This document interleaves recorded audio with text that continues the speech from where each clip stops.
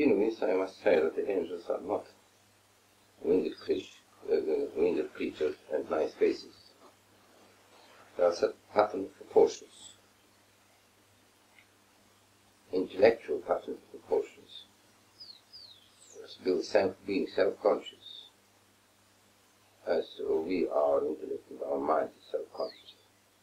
That we have a body and active field and they haven't got. Now, what I mean by a set of proportions is something which we have to investigate from different angles. If I see you and see somebody else, I recognize you from this somebody else by this set of proportions on your face. Yes. That's essential what I see. I recognize a chair from the table by a set of proportions. So we have to realize that we are constantly moving in our perception, whatever it is.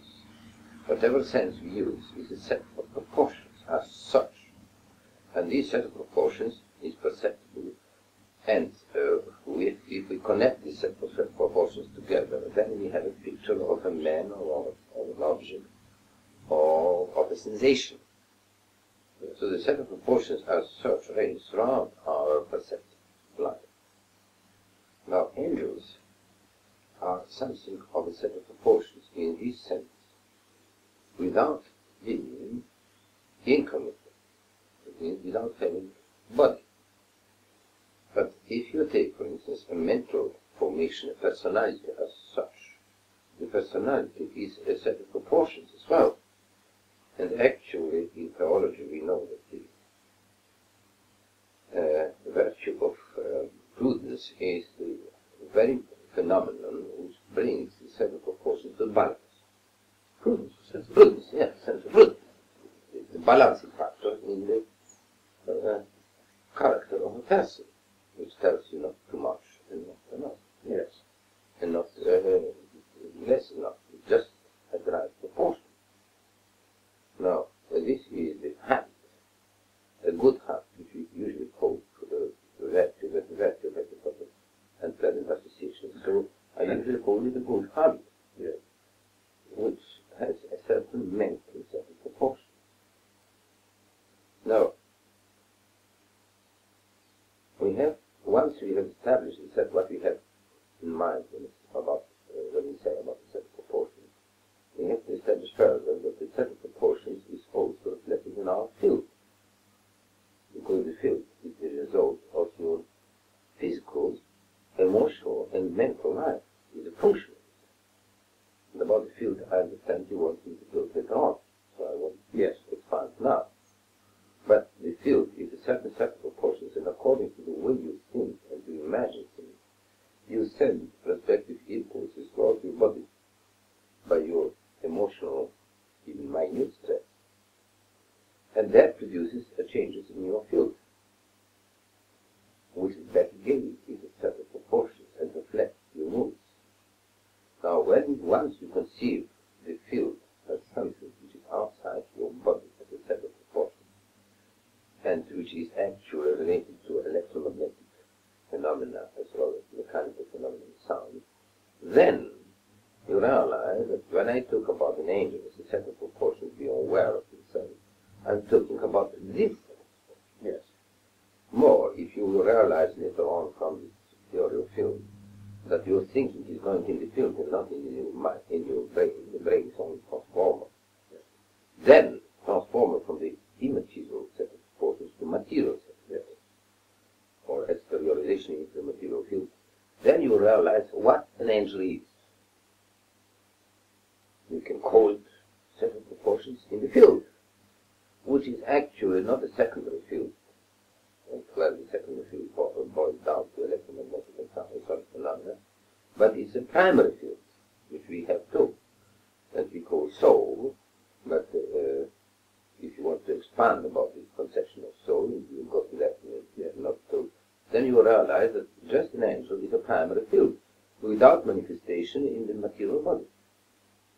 But I suppose that it can create a manifestation in the physical field, that means electromagnetic and solid, by the power of his will and of his consciousness. And thus, an angel who is your partner in life is somebody who has a similar set of proportions as you have, and therefore he is in relationship with you, and we call it our angel guardian. Yes. Well, the name is irrelevant. That doesn't count. So it is your partner. It is somebody who fits with your set of proportions, and therefore he is connected with you as your set of proportions, as mental set of proportions outside space and time. And therefore the angel, your partner, is outside space and time. It doesn't matter whether you are here or you are there. The set of proportions is everywhere with you. Yes. As such, because a set of proportions is 3, 4, 7, 8, and so on, is not necessarily bound with space and bound with time. Yes. Outside all these phenomena. Now, this is an angel. Now, these sets of proportions can be compared to kaleidoscope, to pictures you can observe in kaleidoscope, which you have to imagine not in two-dimensional but in three-dimensional space, which is always very beautiful, although it may be called as an abstract. Usually, because the set of proportions produces a certain kind of stretch in space, therefore it can be represented as a set of proportions of light. And, thus, I see this light set of proportions, which is so beautiful that you are absolutely fascinated by it. You can't take your eye from it.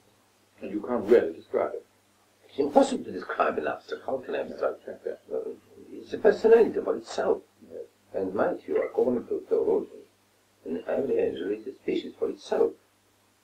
A species for Species for itself, because it's totally different pattern. So that each one is unique. Each one is absolutely unique. As is each human being. As is, yes, each human being is, and as every atom. Even down to Yes, it's a pattern for itself. Yes. Now you see, you remember I told you that the human set of proportions or plant set of proportions, referring to the ways of Hans Kaiser, the harmonics, is always a harmonic phenomenon. And under this set of proportions, if you take the standard, that's the middle C in piano, 250 cycles per second, Yes. then the set of proportions, the next one octave is twice as much, 512. The next one is 1024 octave, and so forth. So you have, in relation to the first one, which will be represented 1/1 as the standard one, the second will be 2/1, and the third will be 3/1. Yes? 3/1 or 4/1? Or 4/1. 4/1, not 3/1. 3/1 will be G. Yes. If you go downwards from the middle C, you have 1/2, 1/3, 1/4, another fraction, but they reverse proportions. You follow? Yes. So once you get into the world of proportions as such, which are always musical proportions, by the way, certain kinds of proportions are only for me, and the others are eliminated, which is known in physics. Then you go in a world where 3/4 or 7/8 is irrespective of space. Yes. Absolutely irrespective of space. And therefore, it doesn't matter whether it's of atomic size or astronomical size, it's still 7 forms. Yes. And therefore, every atom and every astral body will have its own partner in the spiritual world, in the certain proportions of a pure mind. And that comes together with the statements of all theologians, Thomas and Aquinas included, that every planet has its own angel, its own partner. Yes. But concluding from our investigation, every atom will have its own partner as well. Because it's a set of proportions. And we think, how can be a small atom have a partner of an angel, or I can understand a planet. We know from the Bible that, for instance, that every region, every land has its own angel. Yes. Yes. From the Bible, you know that. But how on earth every atom? Simply because we are still having in mind the science. Yes. But in the world of proportions, there is no science. Yes. The proportions is as such. And The funny thing is that we are still constantly moving in the world of proportions, but we always refer that to a certain size, Yes. and not as a set of proportions. Right. And here is the difference between the spiritual and material world. Yes. But we have to abstract from the size, and then we are in a totally different world, on a different level, Yes. but still in a set of proportions. Yes. Now, from this conversation you can understand what the angels are. Yes. As a staging, we should ask one or two questions, or not yet. No, I wouldn't. No. I would now say a few words about the different levels of angels. Yes. Please. That's just The scripture tells us about 9 choirs. Well, maybe that they've exhausted the whole thing. I don't know. Maybe 9, maybe infinite things of levels. I don't know. I have not a clue. But the fact is that these levels are so distinct from one another that, according to Thomas of Aquin, a lower angel cannot talk to a higher angel, much higher angel, unless through use of channels, because he speaks a different language. That means he speaks a different set of proportions. He has in mind a different set of proportions which will not fit with a very high up set of proportions. So he has to go through the usual channels, from one choir to another, and then the higher angel will understand what he's talking. In other words, if I talk to you German and you don't understand, I can't communicate with you because the language has a different set of proportions. Vocal proportions. But in the angelic world you have a different phenomenon which is called the grace, or the participation in divinity. Sanctifying grace, not actually sanctifying grace. And this is a participation in the divine light and in the view or under the enlightenment of divine set of proportions which are unique for itself. They can communicate immediately between one another. You follow? Yes. So here you have the speech of the angels. They send one set of proportions to another mind, and they try to tune in. But if you have a long wave set, you can't tune in with ultrashock. Yeah. No. Impossible. But if you have a converter, Yes. then you can. Yes. So the same thing is between the angels. The lower angels are much more complicated, and the higher you go, they are more simple. As the theologian said that God conceived the whole world through one only word. That means one concept, and that is his own son. The highest angel must have at least 2 concepts for the whole world. And then they go down. We have immense concepts for each particular object before we understand. And it's always a set of proportions by which this set of proportions enter our minds of set of proportions. The mind adjusts its set of proportions to this set of proportions we want to conceive, and then they match together and we understand what meaning is. Yes.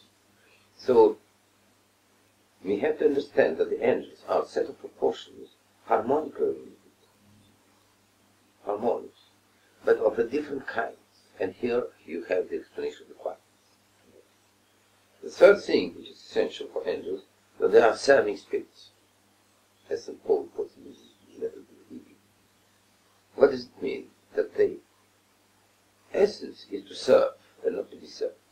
As Christ said when he came, I came to serve and not to be served. They are obedient, who like God.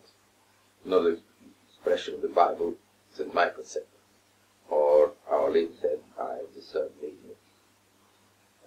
my Lord, let it be according to his will. Now, what does it mean, obedience? It doesn't mean obedience, it doesn't mean that I give you orders, you follow it. You are listening to the laws of nature. And then when you are listening to the laws of nature properly, and you grant the laws of nature, and according to the law of nature you will be with an angel, then an angel will obey you. Resonance. Yes. So, obedience means a resonance to fit into somebody else's pattern in order to cooperate. Spirit of serving spirit means willingness to cooperate with somebody else, and not only with somebody else, but with the whole universe. because they grasp the harmony of the universe as something which will fit with them and will enlarge their consciousness and will give them infinite possibility of joy and relaxation. When the whole universe is playing with them the game and they play the game with the whole universe. That is a serving spirit. The spirit which is I shall not serve is I want the universe to fit with me, but I shall not fit with the universe. And therefore I am miserable myself, and that is the principle of those who have revolted. Yes. You follow? Yes. So here you have the explanation of the serving spirits.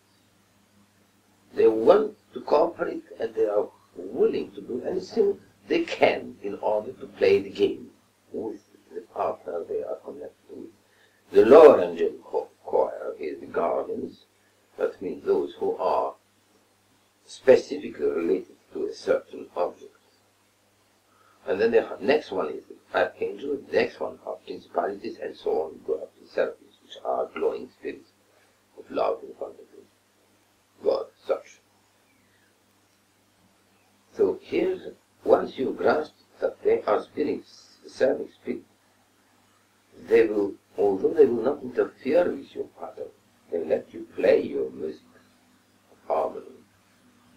But if you tell them to do something about your music because you are not very good in the yet master of your instrument for which you have to play, then they will do everything possible to help you.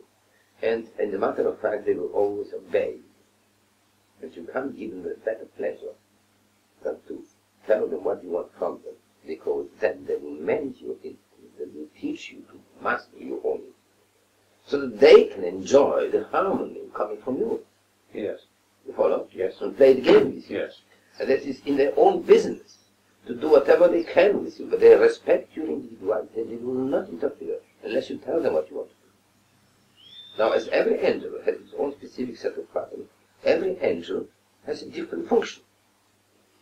One angel may be the function of your whole, and that is your boss.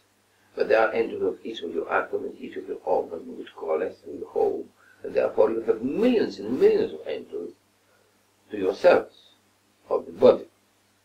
You have another set of proportions, which is your mental personality, with different needs and different moods. Different specific pattern for your moods of joy, and another for serenity, and another for anger, and another for your need of money. So, in each case, there is a different angel who is in charge of these things. Specialist. Specialization. And they are special. You can fit in any choir you want, but they can't. They are fixed in one pattern and they can't develop it. But you can. I see, that's an interesting thought. They can't switch. They can't switch from one pattern to another. They are fixed. Because they haven't got a lever to change. You can switch from the body to the field, from the field to the body. Yes. This is not, you are not a closed physical system. Well, they are. So you can absorb 2 choirs, 3 choirs, 5 choirs, and you can fit in any of them or in all of them at once. The angelic choirs actually represent the higher of yourself, where you contain the whole possibility and they have it. And therefore Christ, as the Redeemer of the universe, must be a man, because he has all the potentialities, whereas any other creature has got none. That's fascinating. And even the angels can't. No, they can't. They can't switch from one place to another. Can man help the angels up the scale? No, because they are fixed by the nature. They are fixed by nature. By the set of proportion, but you can still change the set of proportion. Within the realm of their nature, they can develop tremendous possibilities. I mean, you have a keyboard. You can play anything on this keyboard, but you can't go from the keyboard into the guitar, because the keyboard hasn't got the guitar strings and the guitar sound. Yes. Whereas you have all the instruments of the orchestra Within you. within you. So you can go anywhere you want. Or this is the greatness, potential greatness of human beings. Potential, yes. Potential greatness. So all depends on you, whether you develop one instrument, or strings only, or strings of brass, or strings, brass, and percussion. Yes. Whatever you want. It's a terrific possibility. Wind. You can go into the wind. Tremendous. it's fantastic how the human being is great and how far he can develop. With the help of this very mental set of proportions and you have to give them, to tell them what you want, and then they will do it once. But they can for you then. And I've told you several examples how the angels helped me in different ways. So unexpectedly, I was amazed how they care about my taste, for instance, in eating something. When somebody prepares me something that I don't like, and forgets about it, don't give it there. That's fascinating. And then the lady writes to me that I've forgotten that because she imagines it's a delicatessen, and I can't stand it. Yes. And she forgot it purposely by the angel. The forgetfulness has been made by the angels in order not to treat me with this stuff because I can't stand it. Well, it's amazing how they do this. I have no parking problem in any town if I want to, if I think in advance. But remember always to send them what I will do. And somebody suggested very rightly to send them in advance. Yes. And then you have no bother when you receive something, you are so sure that you got what you wanted. But you may forget to send. Well, if you thank in advance, then you're done with it. Now the angel says it's not so good, so well that you better thank them later on too. Because they have to educate your spirit of thankfulness. Yes. Which is extremely, according to what they say now, that it's extremely important for the development of your personality, in a sense. I still don't understand that, and they say that I shall understand it later on. But I don't know. But the thankfulness opens yourself to certain possibilities from high, and they can infuse the higher power in you when you are thankful, when you are obvious. I think I can understand that. Thankfulness is a rejoicing and an expansion. That's expansion, Yes. But I can't yet properly grasp it, and they say that I shall grasp it later on. Well, fair enough. I'm thanking them just now for that. Meantime, it still works. Meantime, it still works, and it works so amazingly. Sometimes I think I have let it down. And next moment I found that they just did what was the best for me. So I'm never discouraged when something doesn't crop up as I wanted, because I know that they are doing the proper thing, so that the whole thing will crop up in the best possible sense. And that is the spirit's, the angelic world, which once you have developed a sense of proportion, of proportionality, I should say a sensitivity to it, a clairvoyance to it, I should say. You will live with the world of proportions. Then you contact them immediately, because it's proportion to proportion. Yes. But when you are so stiff with material science, and you don't conceive that what we see in the material world is a set of proportions, you say that is beautiful. Why? Well, it's beautiful. The flower is beautiful. Why? Well, I don't know. It's beautiful. Eventually, when you dig and further, you see because it's a beautiful set of proportions. In fragrance, or in the shape, or in the color, in the whole thing, and in the vicinity, because the flower will grow according to all the field impinging on the flower. And it will be beautiful in the respective surroundings. Now, if you abstract from the shape, material shape, and you go in the set of proportions, and you start to live with it, then you have contact with the angelic world. And you start to perceive it, not with the human eye, because you can't see the shape, but you can see the set of proportions. And well, that's fascinating. Now, one of the questions I know is going to crop up is something on which we've had partial teaching, is the stream of evolution within which the angelic forces move. So that, for example, this last weekend at Ashland, David Crombie was speaking on Pan and the nature spirits. Mm-hmm. Into what relationship with Pan and nature spirits does the angelic hierarchy, as you just described it, relate? Is it one and the same stream?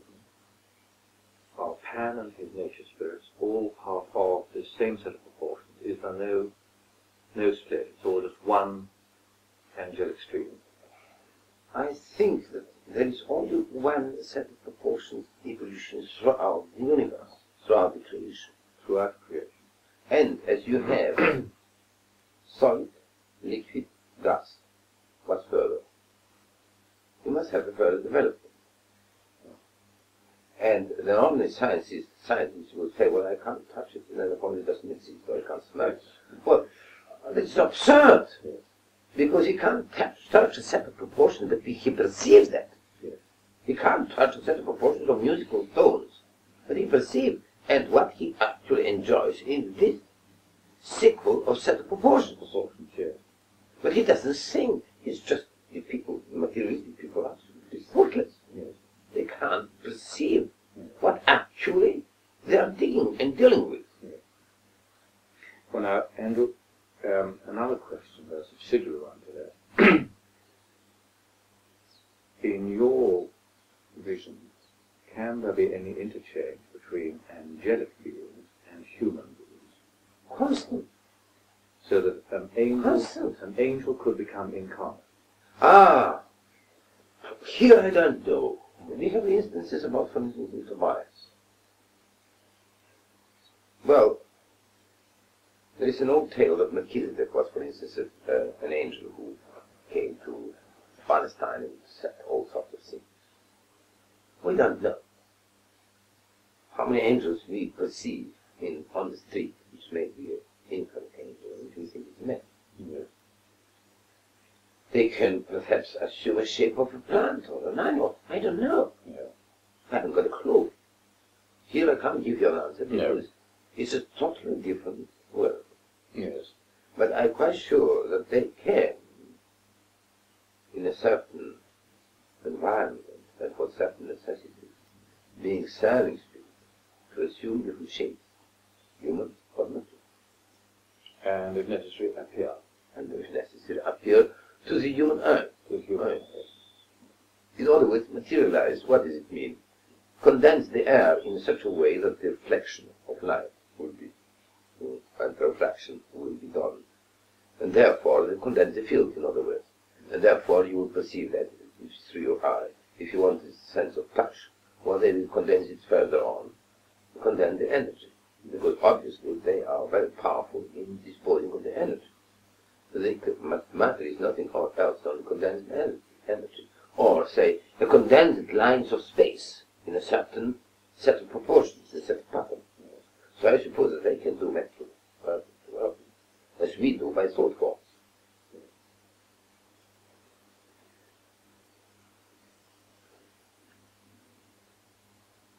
And thank you so much. Now, which would be the next logical one to move across to?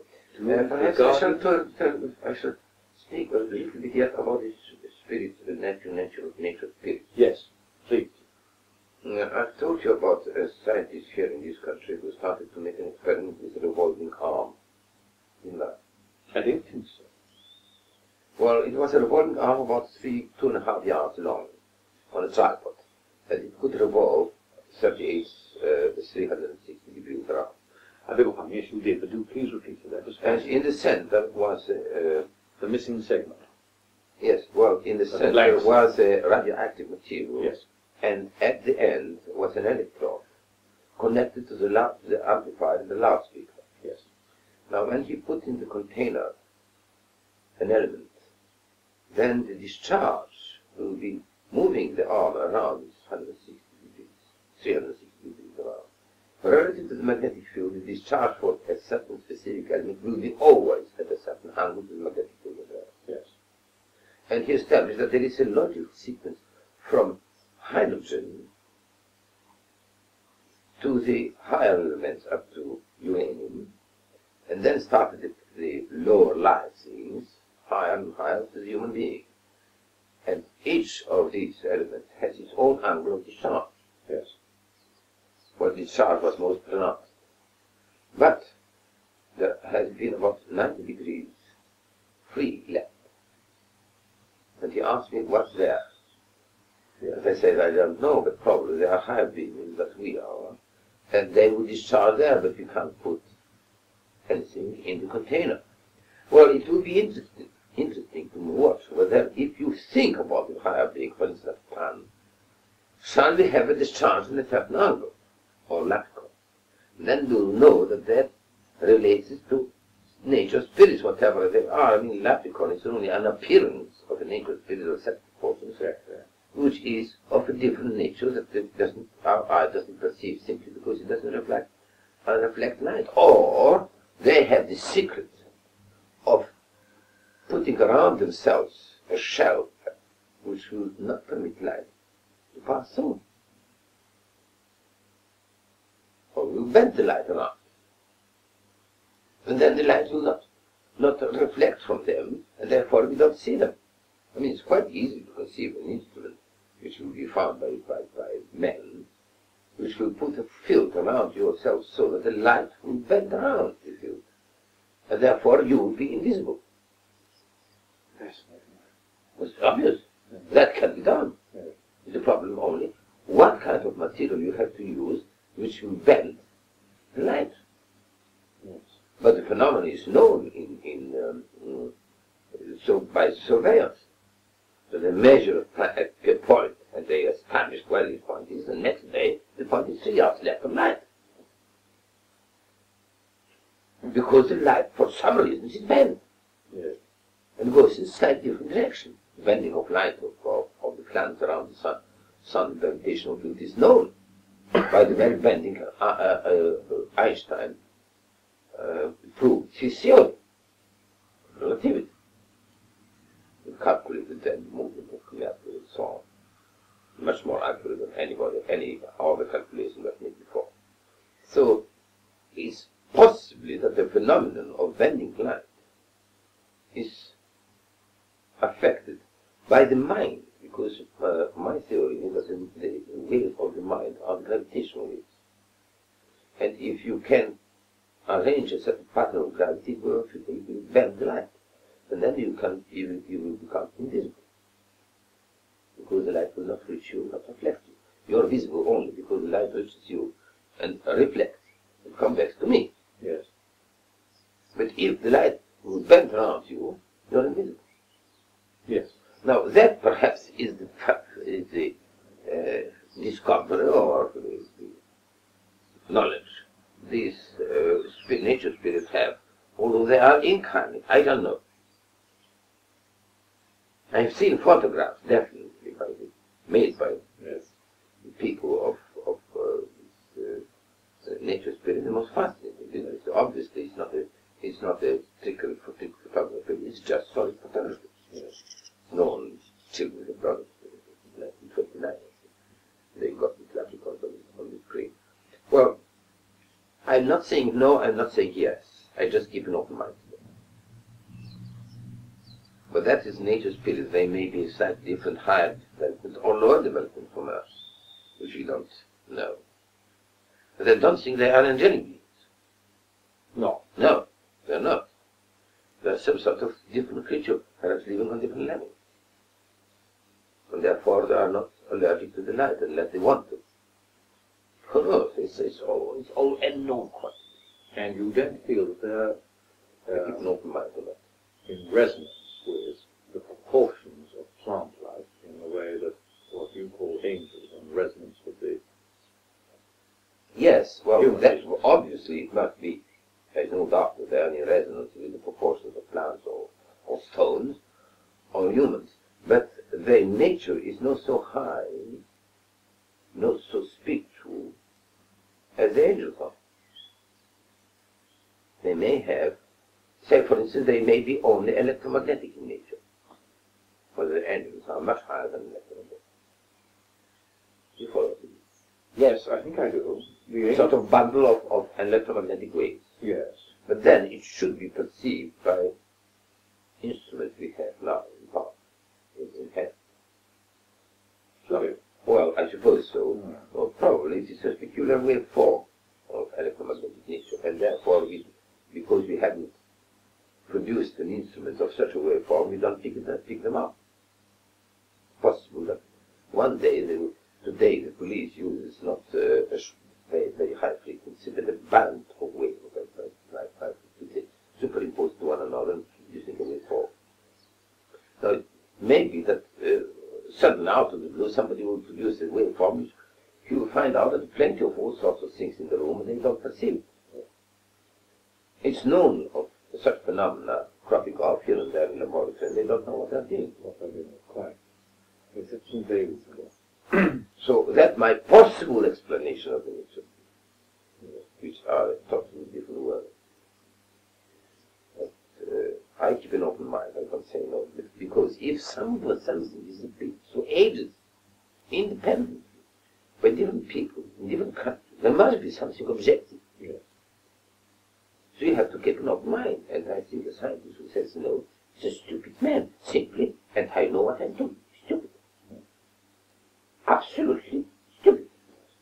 Because a scientist may say only, I don't know.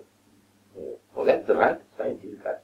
But say no, because I don't perceive it, that is absolutely stupid. He doesn't perceive the wireless waves, and he hasn't an instrument, he will say no then, but not. Well, it's exactly the same. Parallel. Probably unscientific. Oh, absolutely. Well, the only word for that